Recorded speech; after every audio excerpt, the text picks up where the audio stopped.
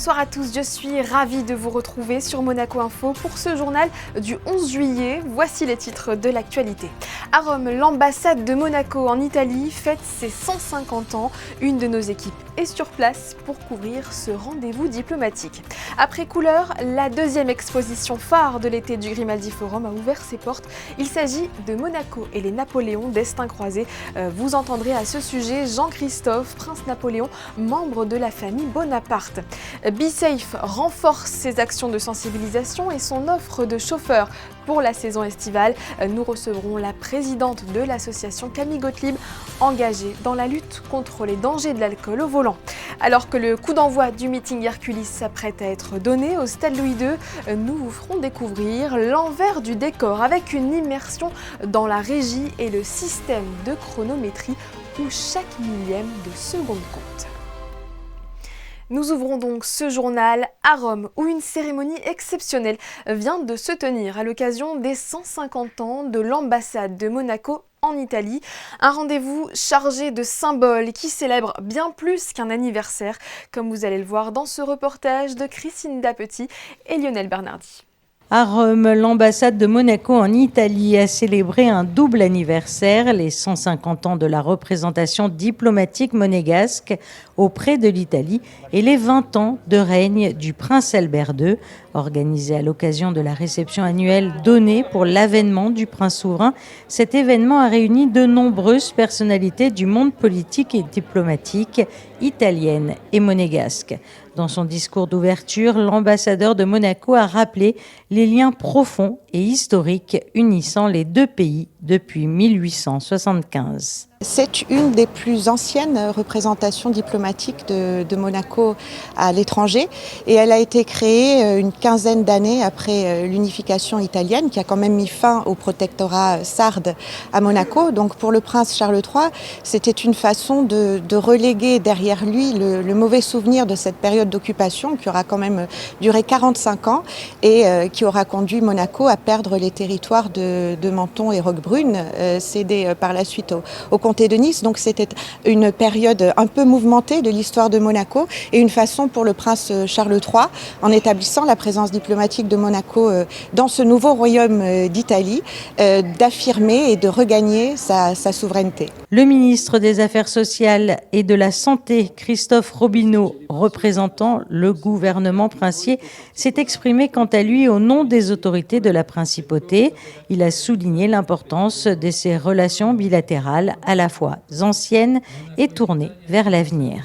Une histoire qui doit encore s'écrire puisque, vous le savez, nous sommes extrêmement intéressés à essayer de développer la coopération, notamment sanitaire, entre Monaco et la proche région italienne qui est celle de la Ligurie.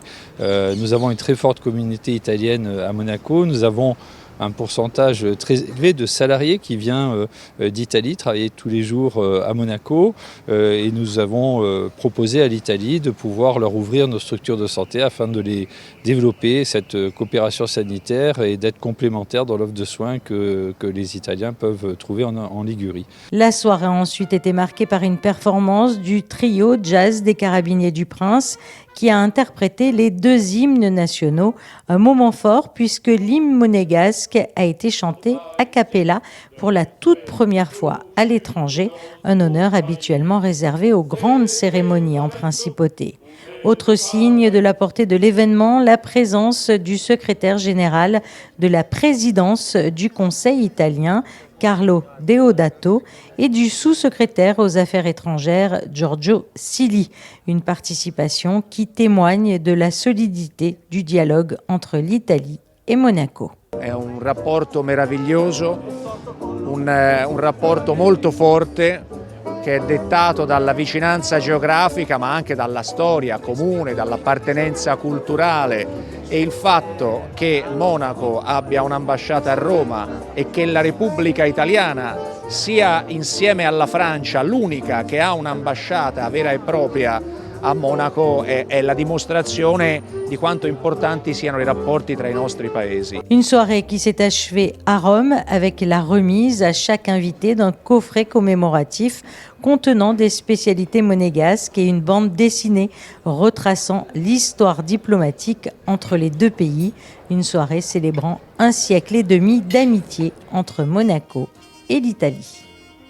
Nous vous en parlions hier, l'exposition retraçant les destins croisés entre les Napoléons et la dynastie des Grimaldi a ouvert ses portes au Grimaldi Forum. Passionné d'histoire, Louis Ducruet est l'ambassadeur de cette présentation. Ce jeudi soir, il accueillait son oncle, le prince Albert II, pour l'inauguration officielle, ainsi qu'un membre de la famille Bonaparte, Jean-Christophe, prince Napoléon, est au micro d'Alban Gingembre et Marie-Ève B.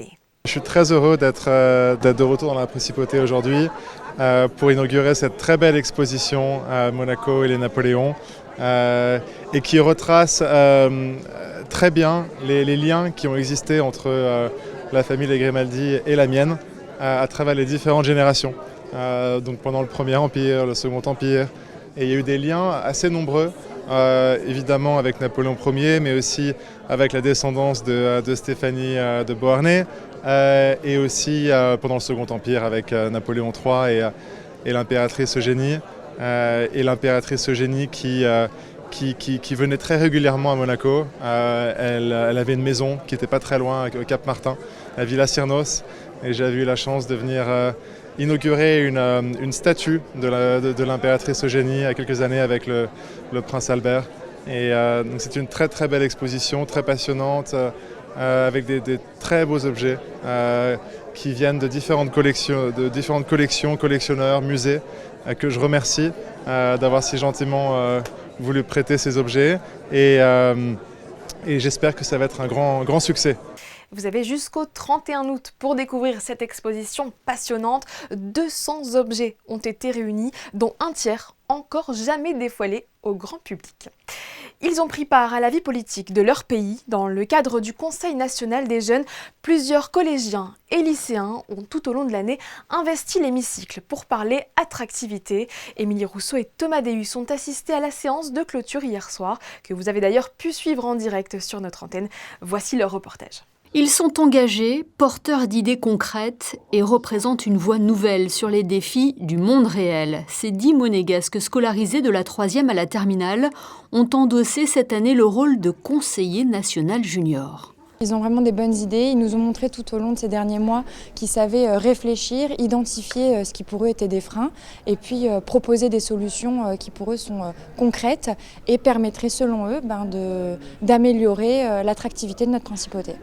Tout au long de l'année, ces acteurs à part entière de la vie publique ont apporté leur regard attentif et constructif pour une principauté plus attractive. On s'est posé au début de l'année et on a écrit sur un bloc-notes tout ce que ça nous mettait en tête, l'attractivité, donc les points positifs, les points négatifs. Après, on a fait un plan, on a organisé les idées. Et en fait, l'attractivité, c'est un thème très vaste qui concerne tout le monde, les jeunes, les personnes un peu plus âgées, les étudiants, l'international, mais aussi tous les domaines. Donc c'est vraiment très vaste et très intéressant.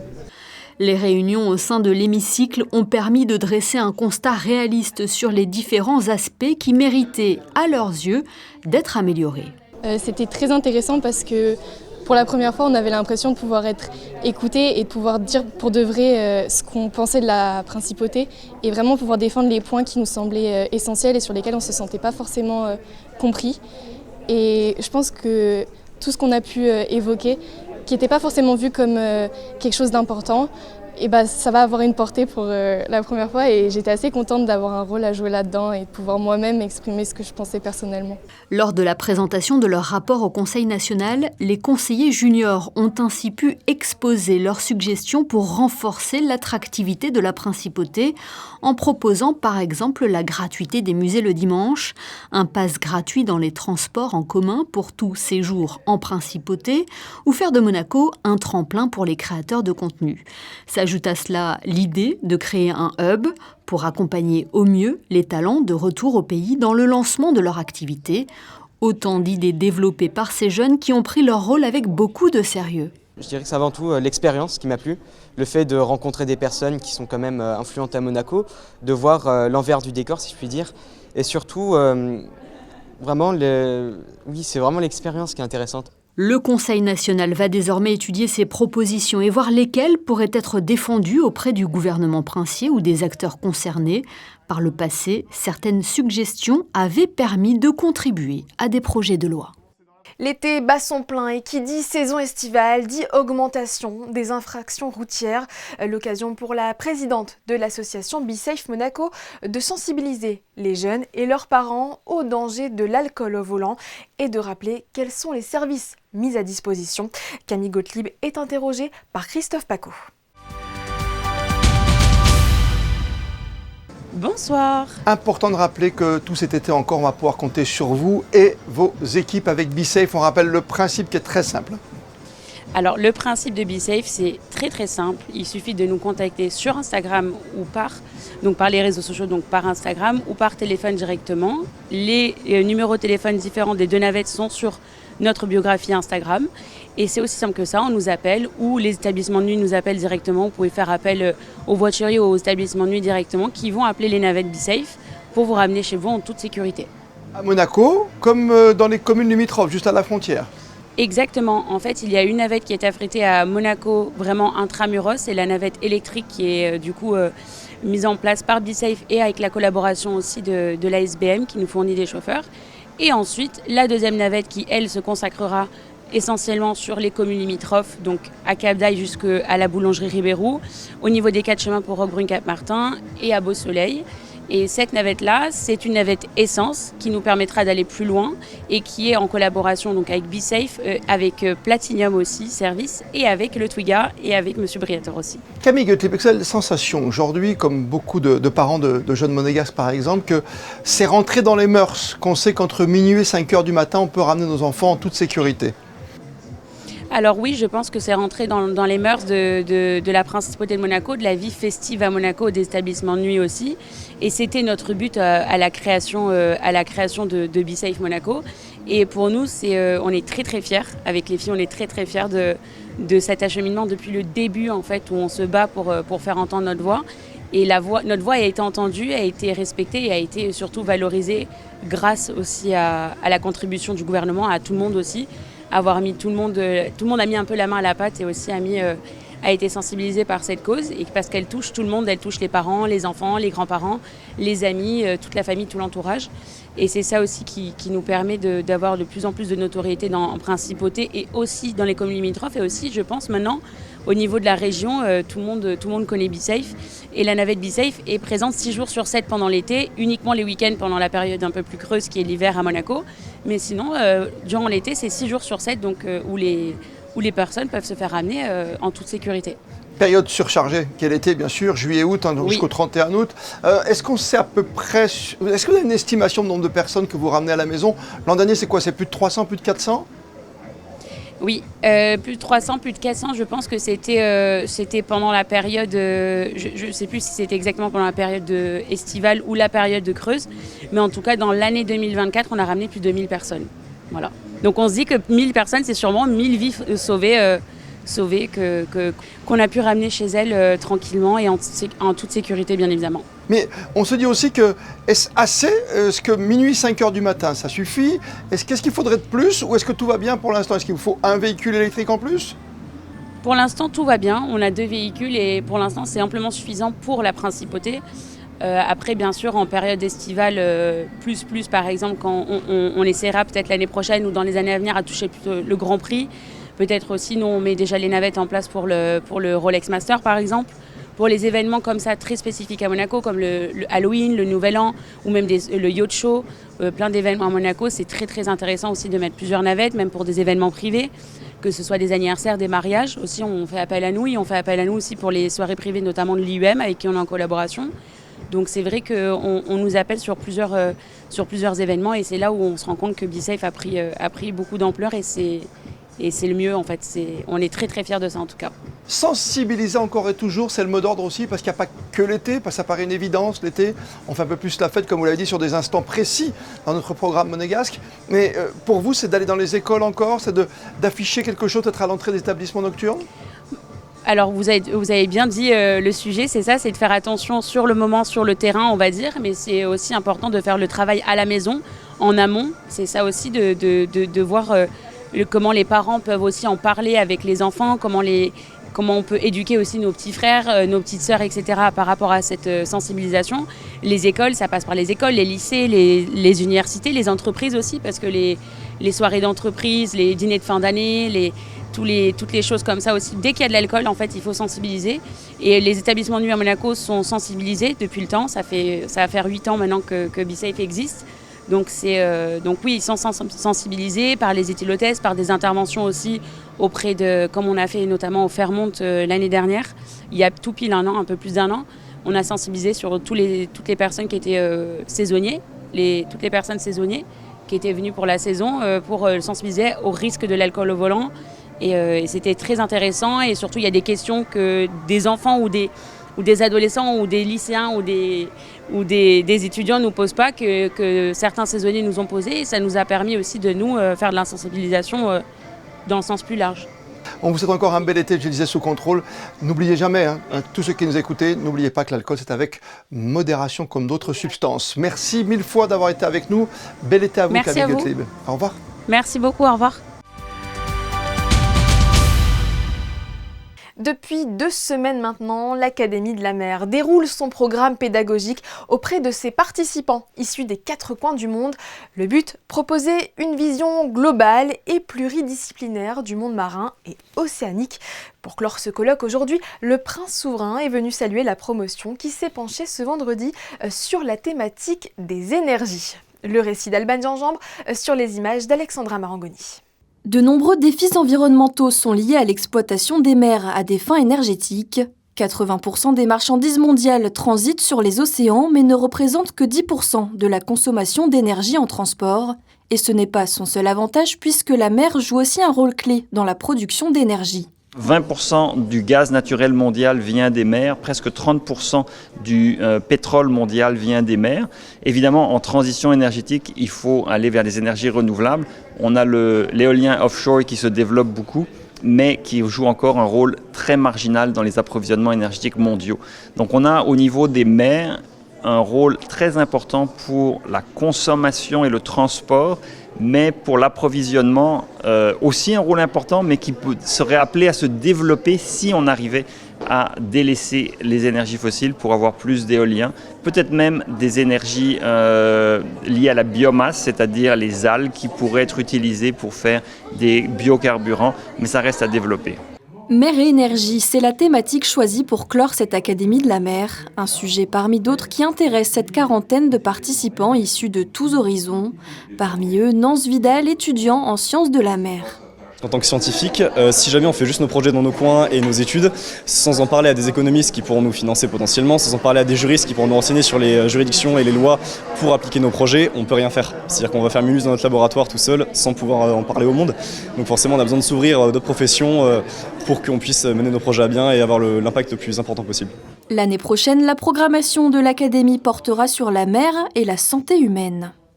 Événement phare du calendrier monégasque, le gala de la Croix-Rouge aura lieu demain à la salle des étoiles du Sporting Monte-Carlo. Pour cette 76e édition, toutes les équipes sont sur le pont pour offrir aux 700 convives une soirée inoubliable, marquée entre autres par un concert de la légende du rock Billy Idol, Émilie Rousseau et Hugo Comasa. Du glam, du rock et de la solidarité au rendez-vous du gala de la Croix-Rouge monégasque. À quelques heures de l'événement, les préparatifs battent leur plein pour une soirée hautement symbolique. C'est très clair, c'est au niveau des financements de la Croix-Rouge et au niveau de nos dons, c'est 20-25% des dons qui annuellement sont récoltés par la Croix-Rouge juste avec cet événement. Mais comme vous l'avez dit, ce n'est pas juste une question de collecte de fonds, c'est aussi une question de prestige et de positionnement de notre Croix-Rouge.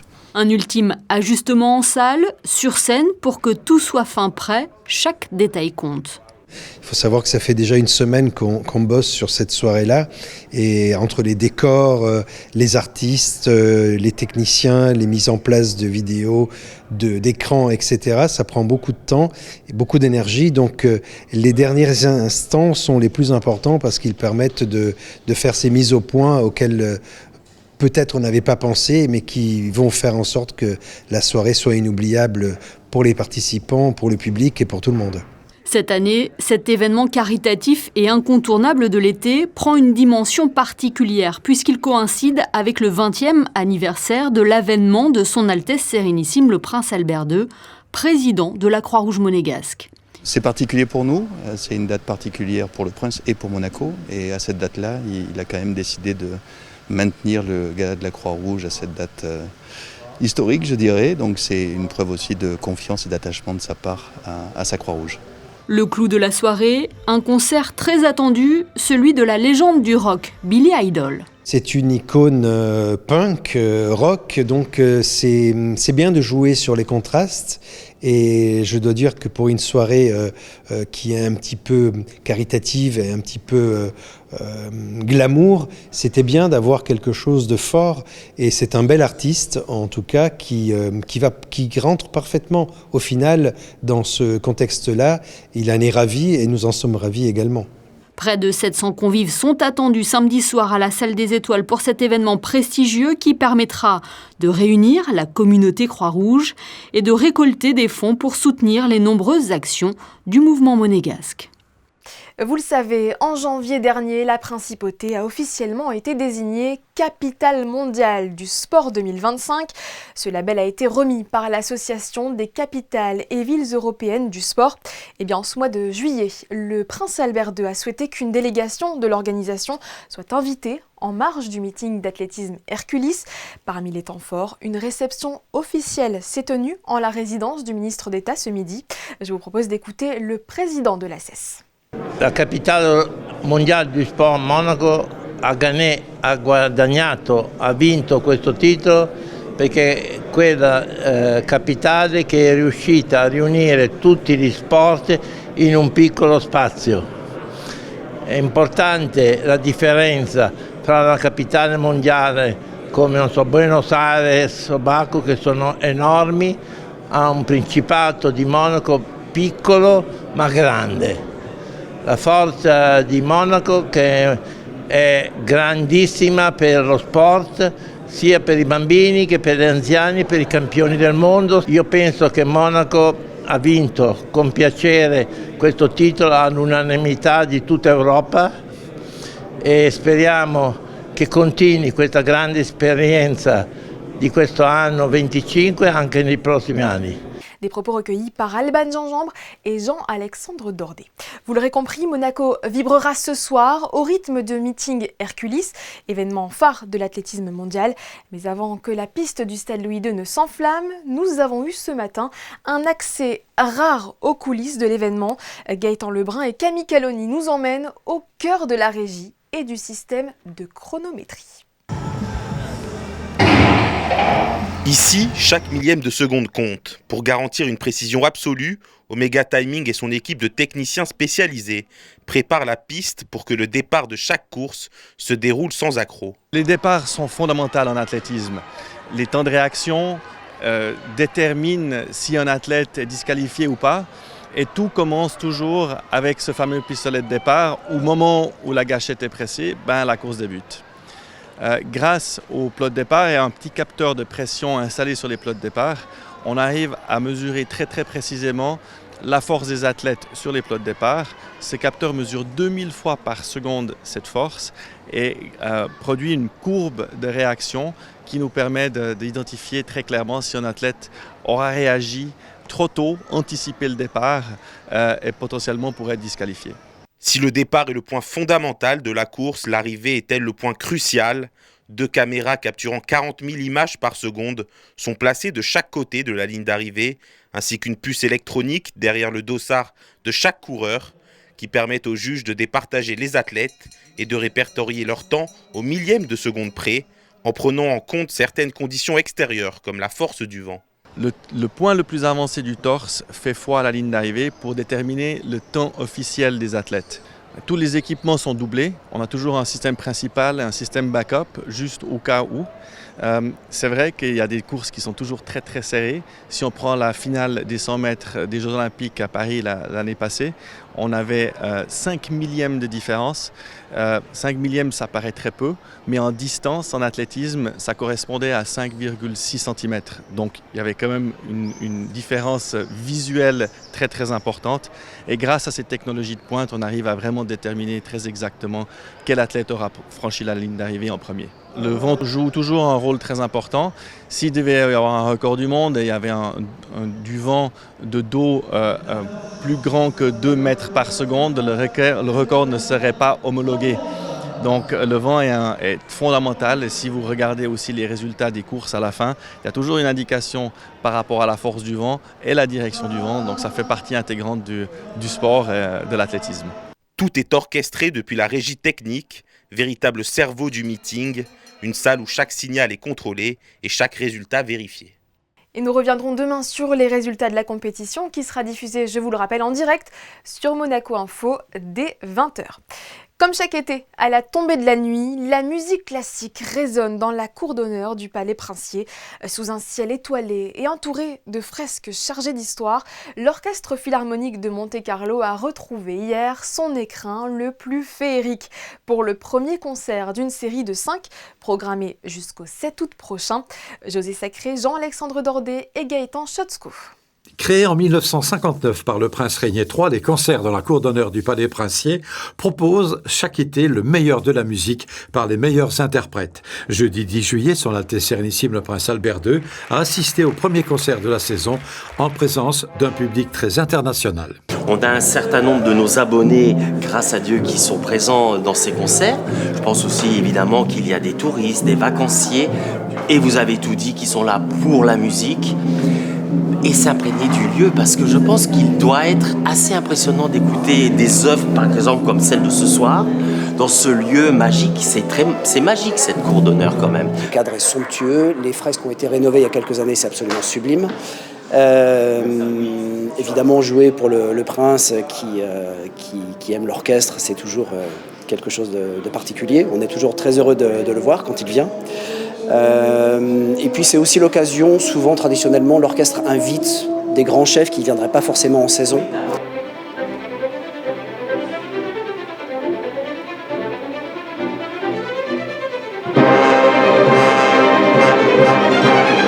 C'est Laurence Foster qui a dirigé l'Orchestre Philharmonique de Monte-Carlo jeudi 11 juillet. Laurence Foster qui a été durant plusieurs années directeur musical de la formation monégasque. On a tous une relation très particulière avec lui parce que c'est en quelque sorte le chef émérite de l'orchestre depuis tant d'années, bien sûr. Oui. Et c'est toujours un bonheur de le retrouver parce qu'il y a un lien particulier. Je parle même pas de musique, mais c'est une relation vraiment spéciale avec Larry Foster.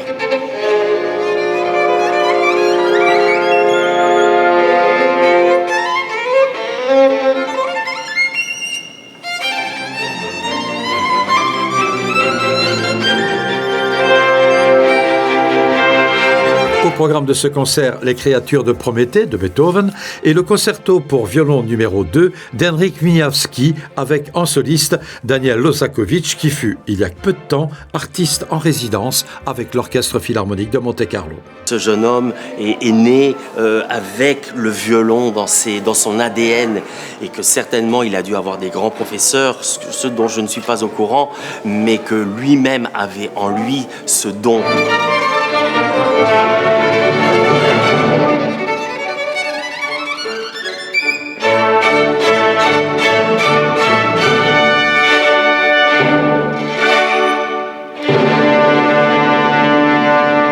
Prochain concert dans la cour d'honneur du Palais Princier, dimanche 20 juillet. L'Orchestre Philharmonique de Monte-Carlo sera placé sous la direction de Kazuki Yamada avec en soliste les frères Husson au piano.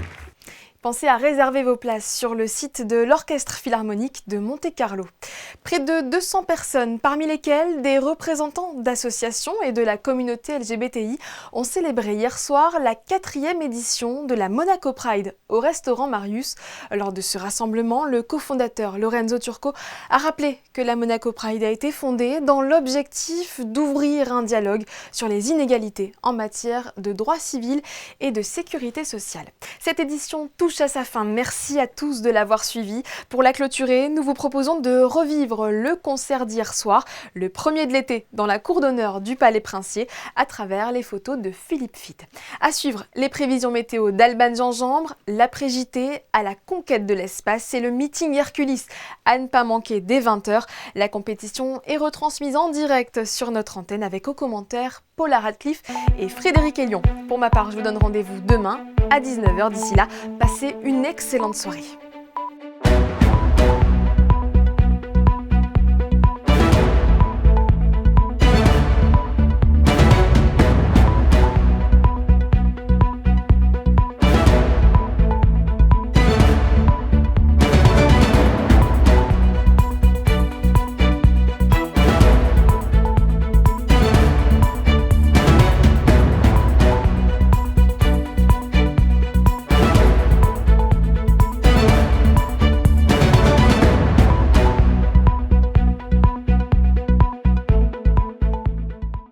Retrouvez la météo avec Suisse Courtage, votre partenaire de confiance en assurance à Monaco. Protection sur mesure pour particuliers et professionnels.